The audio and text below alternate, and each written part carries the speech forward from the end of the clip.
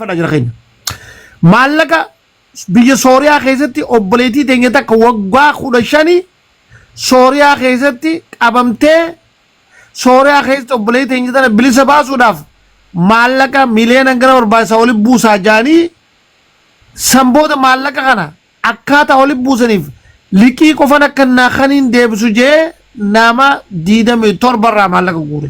Nibeetan maallaqa liqii intala Sooriyaa kuma qabatanii boosin dabbal intala Sooriyaa daa takka amti jan nibeetan isin. Nibeena.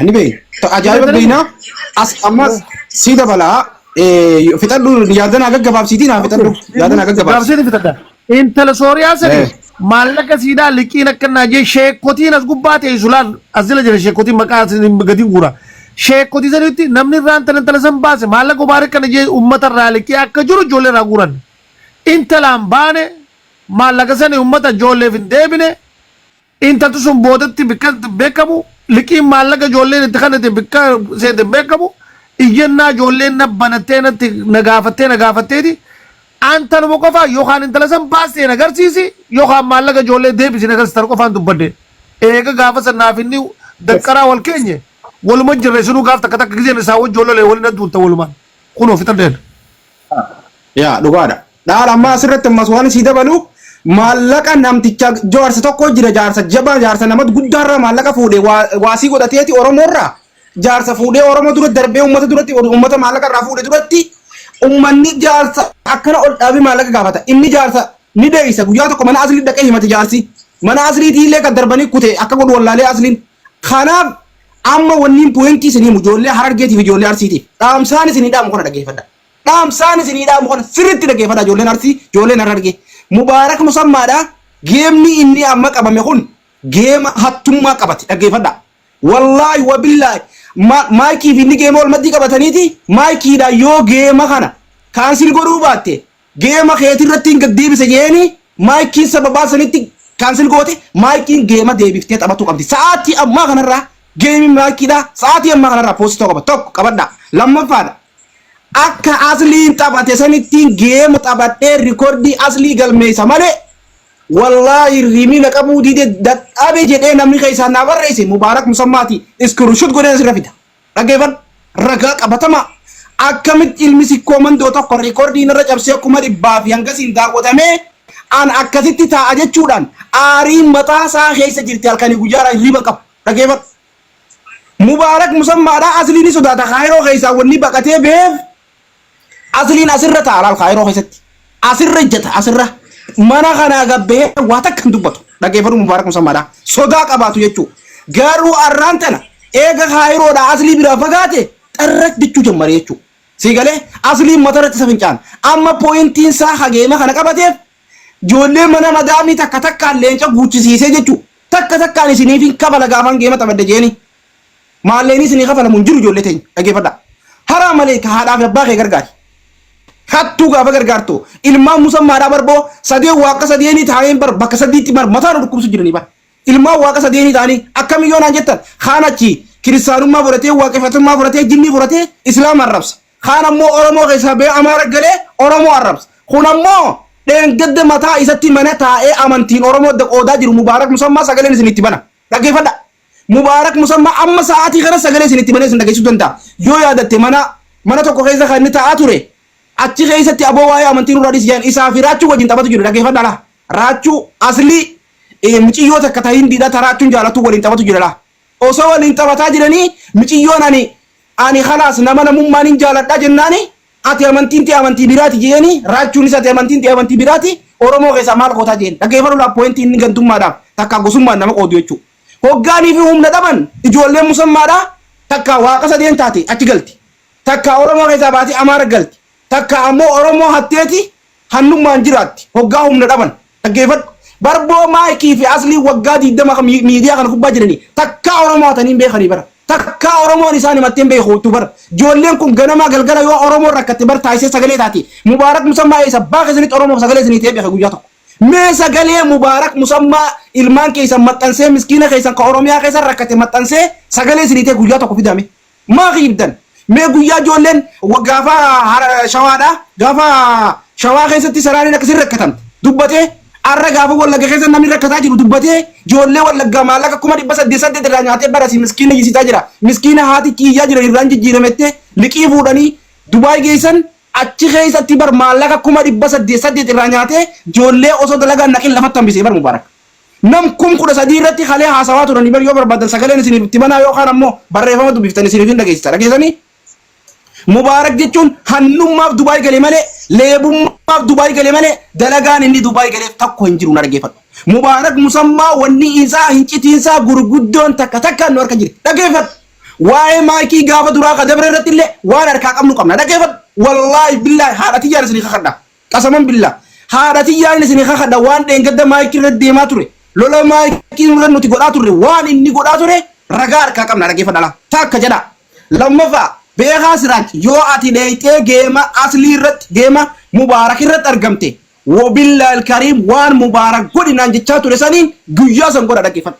Waan Mubaarak godhi jedhee ragaa kee tokko naffide guyyaa sanii siif godha. Dhageeffadhu. Sheer godha Mubaarak irra guutuun keessan beekaa irratti illee sheer godha fida beekaa. Dhageeffadhu.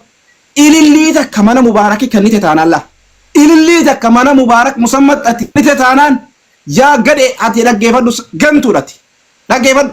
Ajaadhati ammas sareedhati nama Oromoo arrabsi nama alaabaa gubee jedheeti si xiqqeessaa ture takka jaartii teeta Kaayiroo keessa jirtu namni lakkooysa isii barbaaddatee fidee laal jaartii beekaa siraach dhageeffadhu. Gosa isii natti hime ilmoo tee fuudhee na fidee mucaa isaatiif isii gaggaragalchi jedhee jaartii biraa dhiisee achitti irra fuudhu jira jaartii asitti miidhu jira jedhee namni ragaa jaartii teetii na fidee rabbii jedhi wallaahi wabillahi kakadheen isiniin jaa Mubaarak musammaadha. Yoo waan tokkicha kana naa goote naan jee arbo shiriin isaa arrabsi naan jee Mubaarak musammaadha. Beekaa siraach kana narraa arrabsi jaartii isaa sana gabbaasi intarviiyuu godhi guyyuma tokko. Wanni nan jaartii beekaa siraach lakkooysa fudhadhee dhaqeeti dawwalee dubbiseef Mubaarakiin lakkooysan akkana. Rabbiin haadhatii dura ijjatii isin dura rabbi naa fuudhu amma saata kanatti. Isaatu fuudhee nakkannee deem jaartii beekaa siraach fidii intarviiyuu godhi naan jee. Garuu niin didee maanoo sanitti galu. Hin barbaadu jee beekaa siraach ni beekaa gaafa san isa biraan dhaabbachaa ture. Kaasii Mubaarak akkanna dawwalu gaafa san ijoolleen gaafa beekaa siraachii fi Mubaarak wallolan yoo yaadattan namni beekaa harkaa qabu namni beekaa dhaleessuu danda'u jaalibsa isin jechaa ture. Dhageeffadhu. Namni beekaa dhaleessuu danda'u jaalibsaadhaa isin jechaa ture Mubaarak. Afaan isaa keessaa akkasumatti beekaa irratti shira xaxaa ture. Garuu shira saasan dhaga'uun dadhabe. Dhageeffadhaa. Shira saasan dhaga'uun dadhabe. Ana lammaffaa maallaqa anarraa nyaate Mubaarak. Anuma kanarraa anuma isin gartan kanarraa. Si galee miskiinaa fi erganaan jedhee maallaqa fuudhee maallaqni miskiinaan dhayi. Dhageeffadhaa. Ragaan qabaasi. Maallaqni inni nyaate takkaa miti lamaa miti sadii miti gaaf dura hafarsaa fa'aa arrabsaa oolee garee hafarsaa fa'aa azzabaleen garee inni hataa ture azzabalee miidiyaa kanarraa Mubaarak balleessuudhaaf kaayyoo qabaddeen jira karoora qabaddeen jira. Aanaa fi dabbaaltu isa dhabamsiisa isa balleessaas qabad. Akkuma dheengadda waan qabne gadi hin dhiifnetti isa asirraa dhabamsiifna. Yoonii fi geema taphatees geema kana mo'amus aadoon keenya nun galchu nuti. Kaayyoon keenya geema inni taphatee fi taphatuu dhabuu miti. Isa miidiyaa kanarraa dhabamsiisanii aamilummaa dalagatuudha Dubaay keessan keessa aamilummaa dalagatu yookaan Itoophiyaa deebisuudha hattuudha. Dhageeffadhu. Barboo ijoolleen maayikii fi asliin akkanatti ta'an kun sabaaf qabsaa'uudha bara sababni isaan Kaayiroo keessa akkasaa kanatti Itoophiyaan Dubaayiin Suudi Arabiyaan bakkayyuu deemuu dhabaniif waan hawaasa isaatiif qabsaawaniif bara silaa mootummaa arboshirii isaa mootummaa faarsanii arraan tana asliin bakka fedhe deema bara maayikiin bakka fedhe deemta bara sababa keessanii bara sababa hawaasaatiif banna alkus ummas isin galatan beeytanii bara ilmaan haadharaaw galatan beeytan isin Oromoon. Dhageeffadhu. Asliin ganama galgala guyyaa miskiinni keessan tuqame gabbee bara u'uu jee isin ija bara guyyaanii fi maayikiin bara guyyaa miskiinni keessan tuqamte gabbee isin ija bara mootummaa waan gisee hunda hokkee wal qabaniif Kaayiroo kana keessa ta'an malee qabsaa'aan jajjabaan bara maayikii fi aslii dabre hin jiru bara na alkus ummas na alwaatak dhugaan isinitti ma dhageeffadhu. Wabillahi alkariim Mubaarak musammaa ifiif na barbaade ifiif jaalalatii jaaf dhufe ifiif yaayitii ya barbaade osoo naan isan tuqinna tuqe osoo naan isan yaamin na yaame. Dhageeffadhu. Fedhu jaalibsaan na arrabse isa jaalibsaa arrabseetiin hogga jaalibsaan na arrabse geema mo'adhaa namni miira keessa na gale jedhe adoon keer hoolaan miira keessa hagalu hoolaan miira keessa hagalu hoolaa duraan waatti godhatee nyaataa waatti godhatee nyaatu arraas. Dhageeffadhu. Kalee masaraa gursummaa jechaa turte qaallichi kun Suudaanii bira dhaqee Oromoo waa godhate dhuguma Oromoo waa godhata. Arsii fi Harargee fi waan dhaamu qaban keessaafuu arsiidhaaf arsii kaayyoon Mubaarak musammaa deemuuf dhageeffadhu. Namkuma takkaa jiraan alkus waa takka dhageeffadhu. Kaayyoon Mubaarak musammaa deemuuf kaayoo asliin dheengadda tapha taphatee riikardii Oromoodhaa cabse akka Afrikaatti yoo riikardii aslii san cabsuu baadde wallaahi rafeen bulu ka jedhe riikardii aslii san yoo fuudhuu baadde ani rafeen buluudha irriin isaa dhageeffadha hoola yiiteenya dhaqaadhaa duuba isin keessan xiqqeessaa haramaa ol guddisaa dhageeffadha arsiidha harargee dhageeffadhotis maayikii ooroo akka isiin hin taphanne geema kanarratti namni shira keessaan itti xaaxaa jiru itti yaadaa jiru isa ooroo geema kana dhiifte dhageeffadha guutaa akkasumarra jira qoy deeggarsa kana kan maqaa uummata Oromoo guddaa fi uummata bal'aa uummata kabajamaa maqaa nama kuma takka jechuun aanaa tokko takka ganda tokko uummata guddaadha as keessa beekaa jira as keessa sheekaa jira as keessa nama nu dhiyaatu jira nama mubaarak dhiyaatu tartar godha tartar wanta dhageeffadha jara keenya koppeling ishee illee godha tokko kalammaffaa waan jechuun barbaade mubaarak musammaa tolchitee bareechitee akka itti hordofu jirtu niin beekaan islaamummaan rabbiin kaafiran haa jijjiiru ana dabballi dubbachaa jira islaamummaan irraa kaafiran haa jijjiiru dubbiin ammaan tanaa dubbii akka dheengadda ijoolleen balataa ofaa turteessanii miti real serious successful year 5 yoo xiqqaatee dalagaa waggaa 5 wanni kun mubaarak kootu dhageeffadhu tokkoffaa maallaqa jaalibsaa fi sigidduu jiru jira tokko amma nuti mubaarak irraa maal barbaada kaayoon keenya tokkoffaa maallaqa jaalibsaa fi sigidduu jiru 1 point target mubaarak musammaan qabxiin jalqaba tokko lammaffaa taatee edda taatee irratti maallaqa ijoollee wallaggaa lama sadaffaa eega kaayiroo irraa Duubaay deemte dallaalummaadhaan miidhaa ilmaan Oromoo irraan geesse sadi afraffaa maallaqa gaafa gargaarsa turkii deemtuu dubartii mana arabaa irraa guurte hangammaatti hin galin afur laal qabxii afran kanaaf qootu deebinuu kanni waan hanga kana bakkatti dabda sirreessi akka obboleessaatti tokko yoo hin ta'u ta'e waa'ee maayikii haa ta'u waa'ee beekaa siraa haa ta'u waa'ee aslii haa ta'u akkaataa muud istaayilii geema kan kee hammaan tanaa haa ta'u wallaahi rabbii si kakadhe dachiisame tanaa waltu qaba malee hiba saasnu jarri isaallee mubee biraan gaa ergaa kana kootu mubee kootu biiroon keenya haqaa malee dhugaan malee hin cufamu kootu sanuu biiroon kun biiroo isa guddicha ni beekta nuti kaampaanii keekataan Oromoo guutuun nu beeka is a tourism tourist bakka awwaalcha keetiitu nuti jiddugala osoo hin taane huddugala keetti turre mubi ani akkasii dubbachaa jiru dabbaal kootuuti mubaarak qabxii shananiin seekaa isa kanarratti ragaa takkaa'u waan gateejii waan kana sirreessi yoo nagee barbaatti yoo didde immoo successfully year 5 waan waggaa 5 dura du'a deebine akka nama tana beekuu ragaa fi sagalee fi viidiyoo fi barreeffamaaf suuraa wajjin deemaa turre jechuudha wallahi akka nama tana beekuutti akka mucacaattu akka miliitu waan beeknu qophaa'aa turre jechuudha inni maayikii irra geessirra ni gaanaaman kootu kaayoon keenya inni dhuma tokkoffaa geemni maayikiidhaa deebi'uu qaba lammaffaa gadaan maayikii miidiyaa kanarra ni deebi'a sadaffaa nutuu maayikii dhiifama ni gaafanna dhageeffadha sinigalu bakka haqaa bakka dhugaa dhaabbannee uummata Oromoo ni tajaajilla shamarran mana madaamii miidhamuu hin qaban dallaalummaadhaan namni keenya Duubaayitti miidhamuu hin qabu hadhaadhaan giiftarri keenya tireellaa isaa dhabuu hin qabu kun kaayoo isa xumuraati rakkoon qabu kana hawaasaa wajjin goona ammatti garuu qabxii afur sirra barbaanna qabxii afran kanarratti immoo afaan nagaatiin siyaa feerra mubaarak sheekonni asii girtan namoonni mubaarak dhiyaatan feetan keessaan gaafadha feetan asirratti nu wal baasaa filis wallaahi mubaarak musammaa nama 15 kagattaa'ee huccuu yaafatee boohuun tarree galchetti fidaan xumure akkas carrasaallee galatoom qorata yaada qabdaa abbaa yaada qabdaa Ini kemuliaan ini kerja itu tindak apa? oke yaada kan dume Assalamualaikum akkam jirtan. Waalaikumsalam warahmatullahi wabarakatuh. Waan nuti waggaa meeqa dura dubbachaa turre bagaa agartanii. Gurbaan kun human trafficking nama gartee ilma namaa balleessaa jiru nama Liibiyaa keessatti waan hedduu dalagbadhaateef fa'a. Ayee galatoo. Ulfaadha. Dhaggeeffadha ummata as jiru. Ummata amma sa'aatii kana nu ilaalaa jiru. Nama kuma takka dhaggeeffadha. Namni kun waa taajjabuu dhufe. Namni kun waa laaluu dhufe. Waa dhaggeeffatu dhuftan isin beeyin. Ammoo wanni nuti haasa'u jirru tun isii dhugaati. Pointii isii dhugaati takka tasomni keessa hin jirre. Dhaggeeffadha. Warri aldala yaatanii mubeekingi jettan hattuudha wajjin isin. Warra Oromoo nyaatu waliin. mee waan oromoo guyyaa tokko mubaarak musammaadhaa gabbee oromoof sagalee ta'ee ittiin dubbate naffidame barboodeen gadda guyyaa harargeen rakkattu gargaarsa harargeetti namni danqaa ta'ee ture isaa bar aslii fi maayikiin guyyaa tokkoon ka ta'anii wal ta'anii gargaarsa san waloo irratti walii galanii ummanni kun akka gargaaramu gaafa jedhan gabbee bar akkan gargaaramne dhaabbataa ture gaafa walloo fi harargeen arsii walloltu arsii baga hudduu isin keessa walloon nama isin hin jeebar arsii keessaa fuudha geeffadhaa ijoollee arsiidha wallahi billahi hoggaansa yaada dhaan akka waan ta'etti dhiinu mataa kana na seen sigalaami baga hudduu isin naqanii isin hin jeebar isin salanii jaarsi keessan isin hin jeebar sigala nama guddaa xiqqeessee bar sigalee na alkusu ummas kana qaallicha kana jala yaatanii isin warri Dubaay jirtan dhaggeeffadhu waan biraati isin dhaamu ijoollee Dubaay jirtaniin isin himaa jira dhaggeeffadhu ijoollee arsii ta Dubaay jirtu sigalaami ijoollee arsii ta Dubaay jirtuufin isin himaa jira qaallicha daalaga har qaallicha daalfoo kana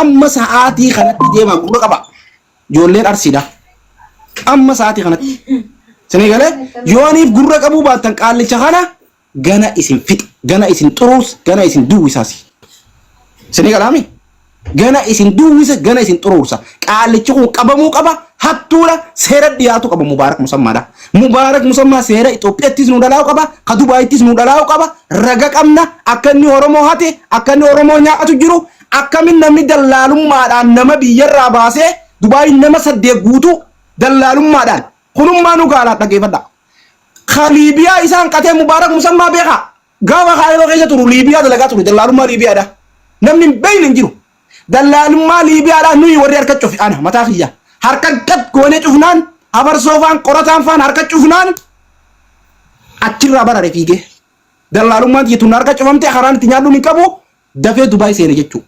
dallaalummaa hannaa jammare Dubaayitti illee kunu nama tokkorraa 800 fuudhu jechuun nama 8 irraa hisaaba gaa 8 baay'isuu 8 meeqa 8 baay'isuu 8 meeqa gara miliyoona meeqa deemaa jechuudha qaallichi kun miliyoona akka kana yoo deebisuu baate wallahi waliin dhiifu dhaggeeffadha waliin dhiifnu na amana miliyoona 7 tuqaalama maalleen kun miliyoona 7 tuqaalama qabatanii miliyoona 7 kana yoo deebisuu baate mubaarak musammaa mootummaan Itoophiyaa yoo qaalicha kana seeraan nu dhaleessuu baate mootummaan hin jiru dhaggeeffadha yoo qaalicha kana mootummaan Itoophiyaa seeraan nu dhaleessuu baate mootummaan hin jiru abbaa ta'e dhaggeeffadha mootummaan kun haqa dalaga dhuga dalaga sirnaan dalaga taanaan miliyoona 7 dallaalummaadhaan ijoollee wallaggaasan irraa fuudhe nu deebisuu qaba mubaarak musammaadha sigaraami miskiinni wallagga keessa akka cinqamaa jiru sa'aatii tana ka dararamaa jiru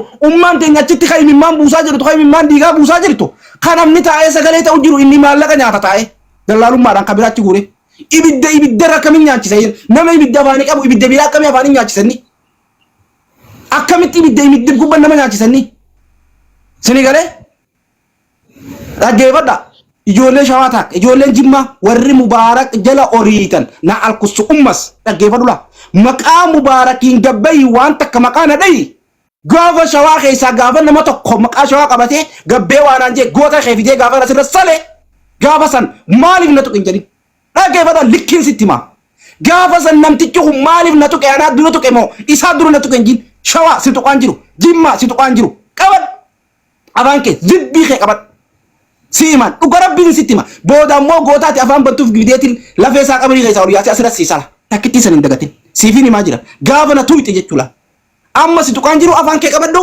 daalfasoo kana bakka hin buutoti daalfasoo kana bakka hin buutu gaafa mubaarak bakka fuute immoo harree haadha keetiitiin siisalaan siimaa dhaggeeffadhu diqaalaa ilmaan haadha salu sigalee afaan keessan qabadhaa zibbii keessan cufadhaa mana madaamii keessa dalagadhaa deemaa hudduu teessaniif qotaadhaa ilmaan dhiigaa mubaarak ilmaan harka dhiigaati haadha teenya wallaggaa barboo asliin gabbee booyee bar sagalee ta'e maayikiin gabbaatee boochee sagalee taate ilmi namaa booyee sagalee ta'u jira bar guyyaa tokko inni maallaqa nyaataa jira dallaalummaan bar guyyaa tokko gabbee sagalee ta'e beeka mee feesbuuk isaa seenaa deemaa naa fida guyyaa tokko inni laayivii seenee waraabe deemaa naa fida mee deem maayikii jala seeni deem aslii jala seeni ilmaan sabaa ni qabnaa bar ilmaan oromoof qabsaa'u ilmaan qabsaa'ota ni qabnaa bar kana abbaa garaaf qabsaa'u bar na alkus ummas kun ilmoon garaa ilmuma garaati abbaan garaa abbuma garaati mubaarak musammaa takkaa garaa isaatuun qubsine dhaggeeffadha Nadage Mubarak Musamma. Wan jaartii tee ta duraa gootee jaartii tararra fuutees ni beeytaami takka qaban. Wan jaartii duraa fuutee jaartii tararra fuutees ni beeytaami Mubarak Musamma dhageeffadha. Waan maayikii irratti godhaa turtees waan maayikii irra godhaa turtees siiniif hin gayyaasa dhageeffadha Oromoo Rabbiin saatana ijatee san dura naafu dhageeffadha. Wabillahi alkarim ijatee san dura naa haadha Rabbiin. Wain kijiba wain